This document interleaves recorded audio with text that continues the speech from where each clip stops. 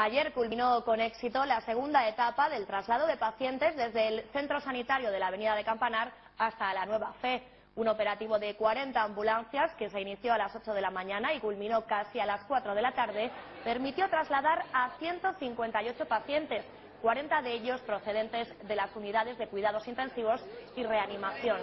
Así que desde ayer el Hospital del Boulevard Sur asume las principales especialidades médicas y quirúrgicas, incluidas urgencias pediátricas, maternales y de adultos. El antiguo edificio mantendrá los servicios de oncología, radioterapia y medicina nuclear, la Escuela de Enfermería y el Instituto de Investigación Sanitaria.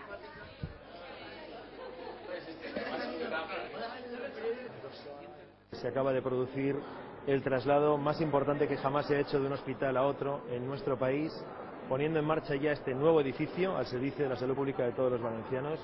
moderno, con las más avanzadas tecnologías y con unos profesionales excepcionales que han hecho una tarea impecable y que además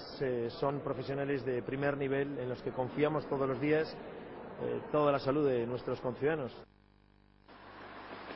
Y la empresa municipal de transportes refuerza a partir de hoy el servicio de autobuses que lleva a la Nueva Fe. Las líneas más usadas por los ciudadanos para llegar hasta aquí son la 8 desde la estación de autobuses, la 18 desde la zona de Universitat y la 64 desde Benicalap. Esta última es la que más ha crecido en cuanto a volumen de usuarios, con un aumento del 135%, por lo que se ha incorporado un nuevo vehículo articulado que da respuesta a las horas de entrada, salida y cambio de turno del personal sanitario.